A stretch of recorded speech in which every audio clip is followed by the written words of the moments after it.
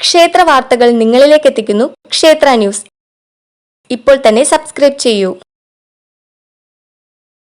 നമസ്കാരം, എല്ലാ മാന്യപ്രേക്ഷകർക്കും ക്ഷേത്ര ന്യൂസിലേക്ക് സ്വാഗതം. ശ്രീകൃഷ്ണമുഖം ശ്രീകൃഷ്ണ ക്ഷേത്രം വെമ്പലൂർ. തൃശ്ശൂർ ജില്ലയിൽ വെമ്പലൂർ എന്ന അതിമനോഹരമായ ഗ്രാമാന്തരീക്ഷത്തിൽ അറബിക്കടലിനോട് ചേർന്ന് സ്ഥിതി ചെയ്യുന്ന പ്രസിദ്ധമായ ക്ഷേത്രമാണ് ശ്രീകൃഷ്ണമുഖം ശ്രീകൃഷ്ണ ക്ഷേത്രം. തീരദേശത്തെ അനേകായിരം ഭക്തകുടുംബങ്ങൾക്കും സമീപ പ്രദേശത്തു നിന്നും എത്തുന്ന അനവധി വിശ്വാസികൾക്കും അനുഗ്രഹവും ജീവിത ഐശ്വര്യവും നൽകി ഭഗവാൻ ഇവിടെ കുടികൊള്ളുന്നു. വർഷങ്ങളായി ദീപാവലി ആഘോഷിക്കുന്ന പതിവുണ്ടായിരുന്ന ഇവിടെ കാലങ്ങൾക്ക് മുൻപ് ഒരു ദീപാവലി നാളിൽ സായം സന്ധ്യയിൽ സാഗരത്തിൽ നിന്നും ഭഗവാന്റെ ഒരു വിഗ്രഹം ഇവിടെ പ്രത്യക്ഷപ്പെട്ടു. ഭക്തിപുരസ്സരം ഭക്തർ ആ വിഗ്രഹത്തെ സാഗരത്തിലേക്ക് തന്നെ ഒഴുക്കിവിട്ടു. പിറ്റേന്നാൾ അതേ വിഗ്രഹം കടൽ ഭിത്തിയിൽ ആരോ എടുത്തു വച്ചതുപോലെ കാണുകയും അവിടെ വിഗ്രഹത്തിനു മുൻപിൽ വിശ്വാസികൾ വിളക്ക് കത്തിക്കുകയും ചെയ്തു. ഹരേ രാമ ഹരേ രാമ രാമ രാമ ഹരേ ഹരേ ഹരേ കൃഷ്ണ കൃഷ്ണ കൃഷ്ണ ഹരേ ഹരേ ഹരേ രാമ ഹരേ രാമ രാമ രാമ ഹരേ ഹരേ ഹരേ കൃഷ്ണ കൃഷ്ണ കൃഷ്ണ ഹരേ ഹരേ.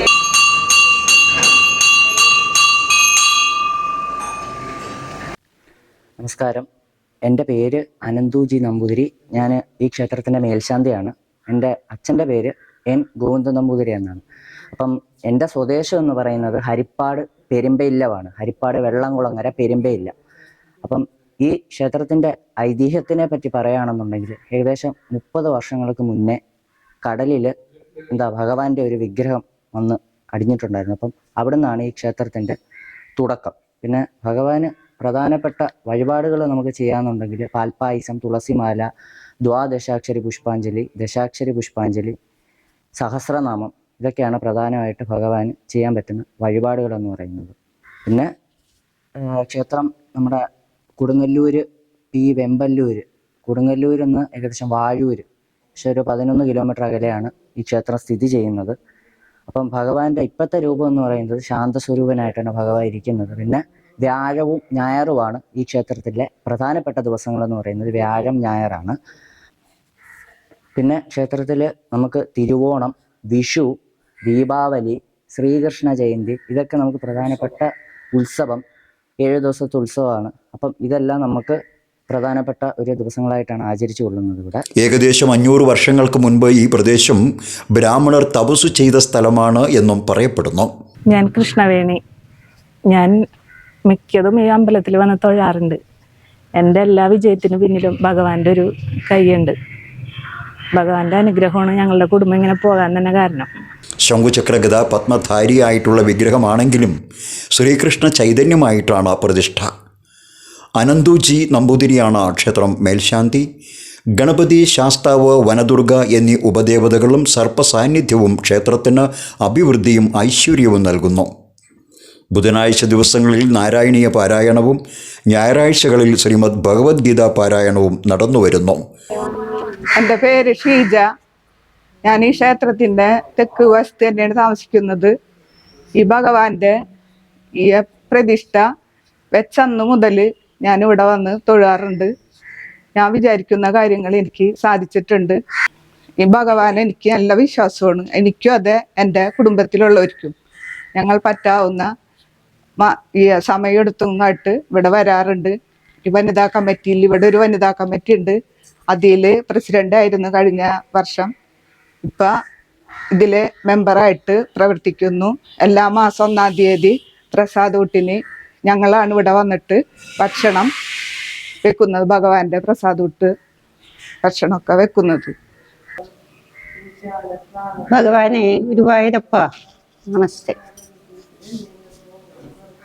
ഇവിടെ എന്നെ കല്യാണം കഴിച്ച് കൊണ്ടുവന്നിട്ട് 47 വർഷമായി.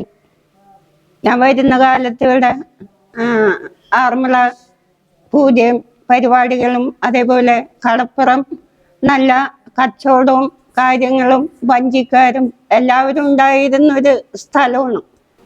പിന്നെ കടലെടുത്ത് പോയി. കടലൊക്കെ ഇങ്ങോട്ട് കിഴക്കോട്ട് കയറി.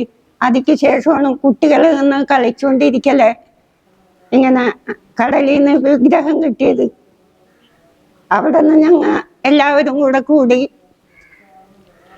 ഭഗവാനെ വിളക്ക് വെച്ച് തൊഴുത് ആ ഒരു ദീപാവലി നടക്കുന്ന സമയത്താണ് ഈ സംഭവം ഉണ്ടായത്. അതോടുകൂടി ഇവിടെ പിന്നെ എല്ലാ കൊല്ലത്തിലും ദീപാവലി ആഘോഷമായി മാറി. എൻ്റെ പേര് സുജിത്ത്. ഏകദേശം ഒരു 12 വയസ്സുള്ളപ്പോഴാണ് എനിക്ക് ഈ വിഗ്രഹം കിട്ടുന്നത്. കല്ലിൻ്റെ മുകളിൽ സിമെൻ്റ് ഇട്ടിങ്ങായിട്ട് വെക്കാം, അങ്ങനെയാണ് ഇത് പ്രതിഷ്ഠിച്ചതും. പിന്നെ ചിരാതിയിൽ ദിവസം തോറും വിളക്ക് വെക്കുകയും ചെറിയ ചെറിയ പൂജകളും ചന്ദനത്തിരിയും എല്ലാം കത്തിച്ച് അങ്ങനെയാണ് ഇവിടെ ഭഗവാൻ ഉണ്ടെന്ന് പ്രശ്നത്താൽ ഭഗവാൻ ഉണ്ടെന്ന് അറിയപ്പെട്ടത്. ക്ഷേത്രം പ്രസിഡന്റ് പുഷ്കരനും അനേകം അംഗങ്ങളും അടങ്ങുന്ന ക്ഷേത്രഭരണം സമാജത്തിൻ്റെ കീഴിൽ ജാഗ്രതയോടെ പ്രവർത്തിക്കുന്നു. ശ്രീകൃഷ്ണവും ശ്രീകൃഷ്ണ ക്ഷേത്രം എന്നറിയപ്പെടുന്ന ഈ മഹാക്ഷേത്രം 25 വർഷങ്ങൾക്ക് മുൻപാണ് ഇതിൻ്റെ ആരംഭം ഉണ്ടായത്. ഇതിൻ്റെ ഒരു ചരിത്രം എന്ന് പറഞ്ഞു കഴിഞ്ഞാൽ, ഇവിടെ ഈ ക്ഷേത്രത്തിൻ്റെ പരിസരത്ത് താമസിച്ചിരുന്ന 2 കുട്ടികൾ കടൽ തീരത്ത് കളിച്ചുകൊണ്ടിരിക്കുമ്പോൾ കടലിൽ നിന്നും ഒരു കൃഷ്ണ വിഗ്രഹം, ഈ ബോർഡിൽ ഉള്ള കൃഷ്ണ വിഗ്രഹമാണ് നമുക്ക് ഇവിടെ കിട്ടണത് ആദ്യം. അപ്പോൾ ആ കുട്ടികൾ കളിച്ചുകൊണ്ടിരിക്കൽ തന്നെ അതെടുത്തുകൊണ്ട് അവർ കല്ലിൻ്റെ മുകളിൽ ചന്ന് ശ്രീവാളുണ്ട് അവിടെ വെച്ച് ആരാധിച്ചിരുന്നു.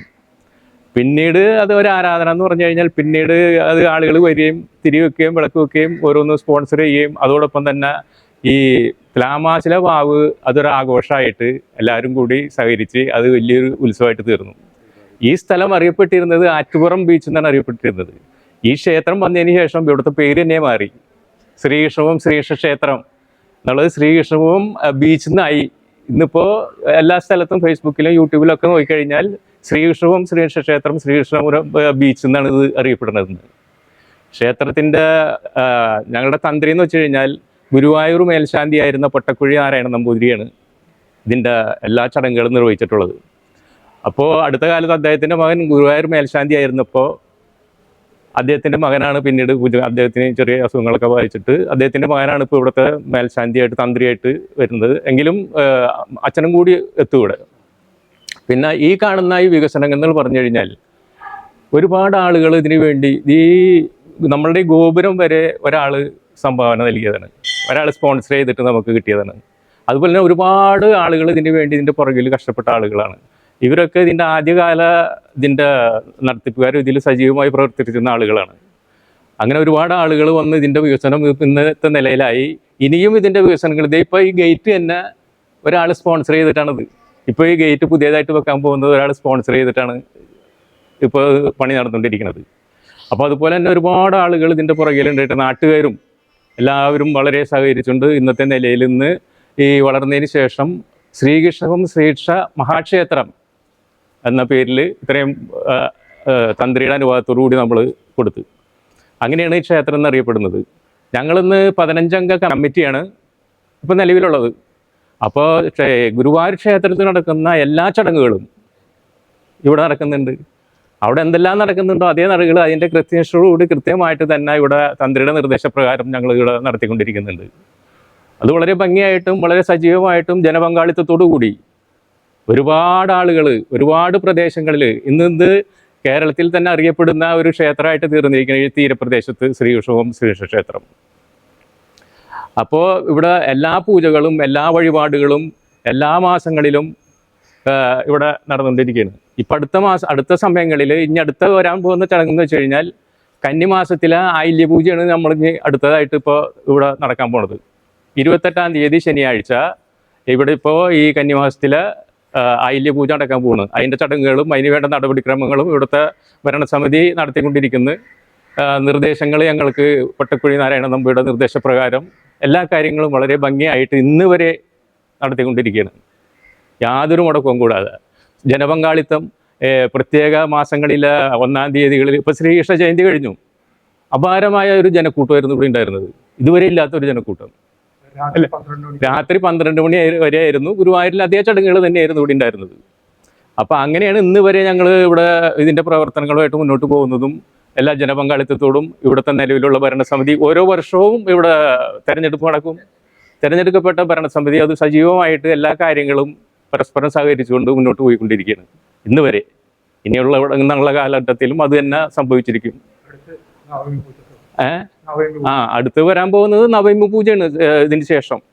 അപ്പം അതും എന്തെല്ലാം ചടങ്ങുകൾ ഗുരുവായൂർ നടക്കുന്നുണ്ടോ എല്ലാ കാര്യങ്ങളും, കുട്ടികളെ എഴുത്തിനിരുത്ത്, അതുപോലെ തന്നെ വാഹന പൂജ, അതുപോലെ തന്നെ സ്ത്രീകളുടെ ഒരു കൂട്ടായ്മ ഉണ്ട് ഇവിടെ. ആഴ്ചയിൽ 2 ദിവസം അതിൻ്റെ ഭഗവത്ഗീത പാരായണം, ഭഗവത്ഗീത, ഭാഗവതം ഇതെല്ലാം പഠിപ്പിക്കുകയും അപ്പോൾ അതിൻ്റെ കൂട്ടായ്മ അവരുടെ നേതൃത്വത്തിൽ നടക്കുകയും അതിൻ്റെ പഠിച്ച ആളുകൾ ഒന്ന് അവരെ പഠിപ്പിക്കുകയും ചെയ്തുകൊണ്ടിരിക്കുന്നുണ്ട്. അപ്പം അങ്ങനെ ഇന്ന് വരെയുള്ള പരിപാടികൾ മുഴുവൻ അതേ കൃത്യമായിട്ട് നടന്നുകൊണ്ടിരിക്കുന്നു. അനേകം ഭക്തജനങ്ങൾക്ക് സായുജ്യമരുളിക്കൊണ്ട് ഈ ക്ഷേത്രം ഒരു നാടിൻ്റെ വരദാനമായി അറബിക്കടലിൻ്റെ താളത്തിലും കടൽക്കാറ്റിൻ്റെ കുളിരീണത്തിലും കടലിരുമ്പത്തിൻ്റെ മന്ത്രധ്വനികളിലും ഭക്തർക്ക് അനുഗ്രഹം നൽകി വരുന്നു. ക്ഷേത്ര ന്യൂസ്, തൃശ്ശൂർ. ക്ഷേത്ര വാർത്തകൾ നിങ്ങളിലേക്ക് എത്തിക്കുന്നു ക്ഷേത്ര ന്യൂസ്. ഇപ്പോൾ തന്നെ സബ്സ്ക്രൈബ് ചെയ്യൂ.